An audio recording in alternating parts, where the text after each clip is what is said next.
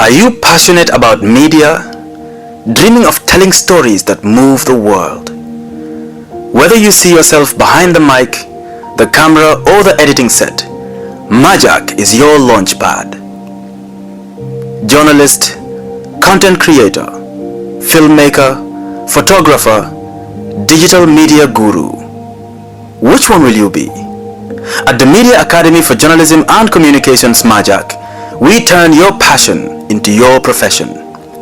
Get hands-on in journalism to break the big stories, digital media production to craft viral content, communications to shape messages that move millions, film and photography to tell your vision in every frame.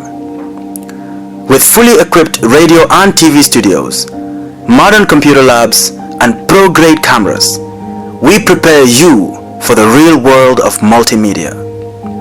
Are you ready to make the headlines? Apply today. We are located at Bakau New Town. You can call us today on 53-31545, 53-31545 or 3725-053, 3725-053. You can email us at communications@majak.gm. Better still, you can visit our website www.majak.gm. Majak, your story, your screen, your future. Hello, welcome to Chapters Where Words Come to Life, and I am your host, Ibrahim Aboyang. And today we have a special guest, a student, a poet from Muslim Senior Secondary School who goes by the name Muhammed Manka, also known as Poet Skinny as his pen name. Muhammed, you are welcome to the show. Thank you. Okay, first, before we go straight into the show, because I remember calling you Poet Skinny. So how does that name come about? Poet Skinny is a name given to me by my sister, but it was a childhood nickname too. So when I was starting poetry, and my sister was like, "You don't even have a poet name. What are you going to call yourself?" So she said, "Okay, we just keep it like this. You're gonna be Poet Skinny." And I was like, "Okay," because I was well known as Skinny. Everybody was calling me Skinny, even though Skinny as in the sense like... I was thin, even though I'm not thin anymore. But welcome to the club. Yeah. Okay, Poet Skinny. We all know about, okay, you are skinny, so they call you Poet Skinny. So about your educational background, tell us a little bit about yourself, about your educational background as well. As you rightly mentioned, my name is Muhammed Manka. I'm a student of Gambian Muslim Senior Secondary School. I'm currently in grade 10. So, okay, grade 10. Then you are almost done with your secondary school education. Yeah. Okay, Muhammad, first I will ask you about your education and your poetry. How do you balance your education and your poetry? Because judging from the fact that you are a student and you are going to school and also a poet, because we all know poetry is very demanding. Well, likewise, education is demanding and very jealous as well. Yeah. So it's like people would normally say two things cannot go together. But then how do you balance your poetry and your education? I actually just focus on education when it is very necessary. But when poetry came up, I can just quick education for poetry because I choose performing arts. Okay, performing arts, but performing arts goes with education as well. Yeah. Okay. You wouldn't mind like performing at the school and also going to performing outside and also going to school. You can balance both things together. Yeah. And also when we came to your school, we found out that you guys have a poetry club where you perform with the likes of Ahmed Denton and the others, and Ibrahim Keita, and the others. So then we found out that you guys have formed a little bit of a very good team over there. So how do you guys operate over there? Like, because you guys are different and then you both perform differently. Because judging from the pieces you guys perform, I could tell that you guys have a different way of reciting and also a different way of writing. So how do you guys perform? How do you guys collaborate in order to make a team? Muhammed Denton is a poet. Yeah, and I am also a poet. And Ibrahim, he is also a poet. So we came together because we know each other in the school. Hamed found out that I'm doing poetry. He joined me, then Ibrahim also come and join us. So we were like, let's create a group. Then there are many people out there that want to do poetry like us in this school because we found out that there is a lot of talent in Muslim. So we should build this team, and then we help people that want to do poetry but they can't. Even though we are not professional at what we do, Sure. but we still prefer helping than just Folding your yeah. hands. Yeah. Okay, that's a very good initiative. And then also, I've seen you guys perform, and then it was very, hence, I even follow you on your TikTok, and then I've been seeing very good performances. But over and all, have you taken part in any competition? Or have you participated in any poetry competition? Yeah, I have participated in poetry competitions. It's not a major team. It's just a minor competition. So how was it like? it was a great experience. So I'll be hoping to be in international stage or not even national stage to perform. Sure. So, That would be very good. And then, so far, have you recorded any piece yet? yeah, I have recorded a piece. Like, how many could we say, like, you've recorded? Oh, the studio recording piece that I recorded was just one. Just one, okay. Yeah, but I normally use my phone to record and all that. That's how I post my videos. Okay. And then so far, how has it been going? Alhamdulillah, we thank God.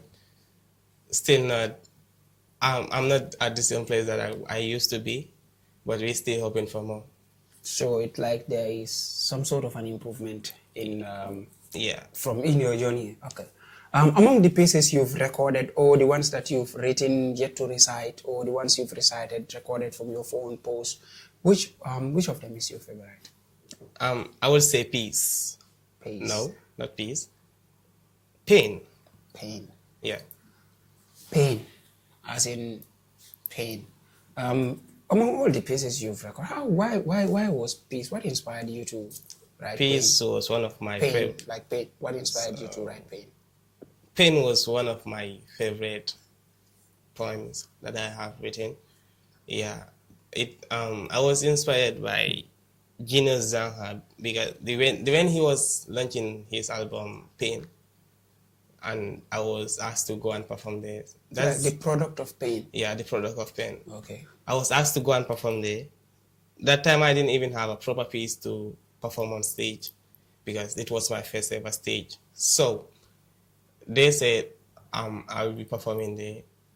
His manager, Ibrahim, thank you to him. He's the one who gave me my first ever stage. He said I should go, I'm invited, and I should perform at that stage. So I was like, I didn't even have a proper piece. So why not I write on something? I was thinking about the title, and then I remember the product of pain. So I was like, okay, let me just write on pain and see how it will go. And alhamdulillah, it turned out good, and people love it. And I also believe if we hear it, we will also love it as well. So can we hear pain? Okay, that's gonna be great. Here it goes. There is an unwanted guest in my chest, and his name is pain. I hate them. I know hate is a strong word, but anytime you are petty, it takes my breath away. But moment that says, son, don't let them hear you. But I will not be silent. Just let me hate them. Don't tell me to calm down, cause this, you see, this hurts. I am a child, filled with questions in my heart, wondering if they will ever be answered. But wait, this is what my mind tells me every time it wants to run mad. I try to tell them everything right, but they decide to beat around the bush. I have a village in my heart, and it's louder than Albert Market in, but they will never say it. No. They can feel or understand the pains I'm in the heartbreaks. And that's why I was talking to the mirror. Because there was no one to talk to. And because that's the only one who can stand bold enough to listen to myself, long enough to see my true reflection. And to my younger self. I know it is heartbreaking to see living with all this trauma you didn't know how to heal from. It's also tragic to see how much pain you carry within you, and the only choice you have is to endure all of them. Because there was no one to talk to. You cried an ocean of tears. Now tears can't run no more. They say smiling face always come in dreams, so I sleep and never want to wake up no more. I felt sad to look life in the eye. So I bend in limbo, still these eyes can't see no more. Missing the night lullaby when time had moved, but I just don't want to grow no more. For being a child is more like being okay. But that's not true, for I swim in the ocean of my tears where he, she, they, them lost life, I lost hope, but mom. You see, my mom lost loved ones. So I really don't want to leave no more. That's it. Yeah, that's touching, and truly, it reflects pain. Because from there we'll go for our first commercial break, and then we'll be right back. Are you passionate about media? Dreaming of telling stories that move the world? Whether you see yourself behind the mic, the camera, or the editing set, Majak is your launchpad.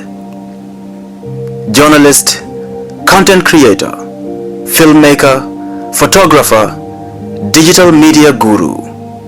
Which one will you be? At the Media Academy for Journalism and Communications, Majak, we turn your passion into your profession. Get hands-on in journalism to break the big stories, digital media production to craft viral content, communications to shape messages that move millions, film and photography to tell your vision in every frame.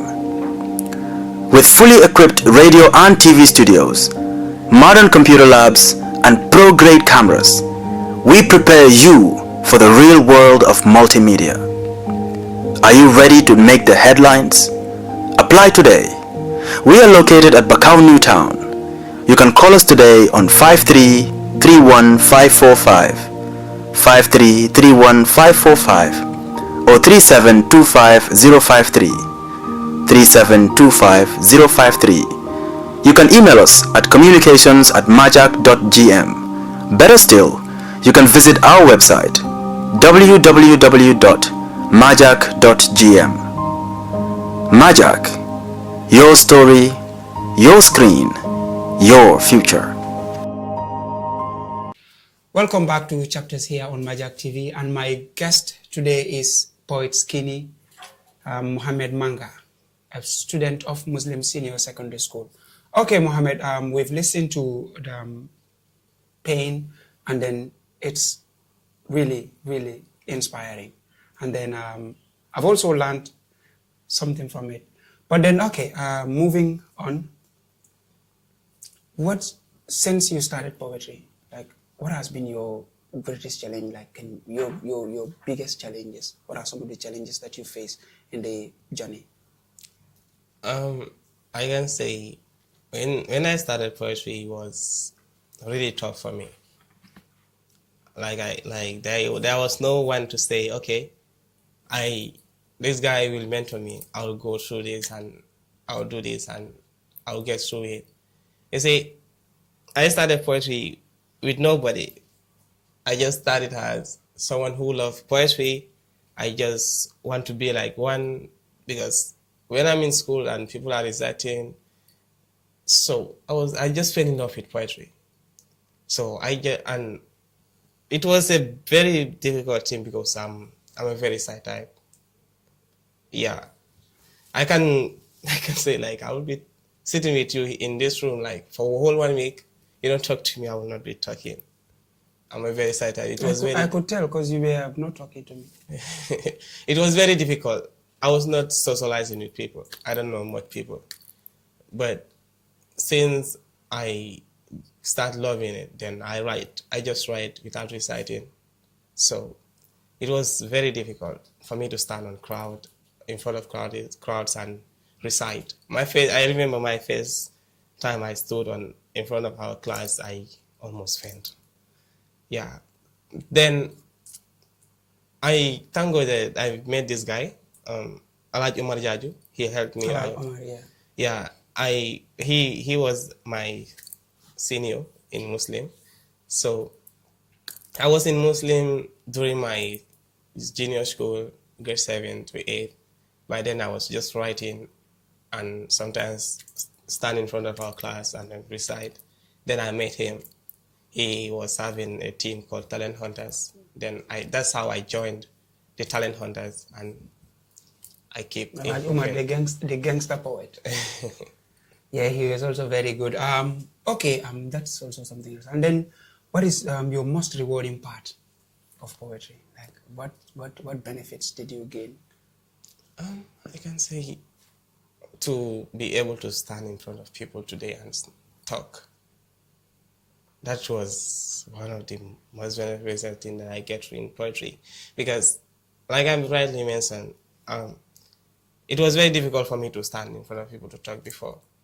So, let me say, as a boy, when you that side, people will be like, Yeah, he's boring. yeah, he's boring and all that. So I thank God that I'm able to do that today. I can perform anywhere. So that's actually rewarding. And also, we've talked about your challenges. So what should people expect from you next? A lot. A lot, like, do you have anything going on, or do you have anything planned? Yeah, I have plans. I have things to do, but we're still waiting for time. When the time comes, it will. I just want to tell people that they should expect a lot from me, because this is not the end. Government poetry, we want to take it to international. Yeah, I want to choose this. Poetry has a career. It's not like just doing it for fun and school days, then we disperse. I want to choose it as a career.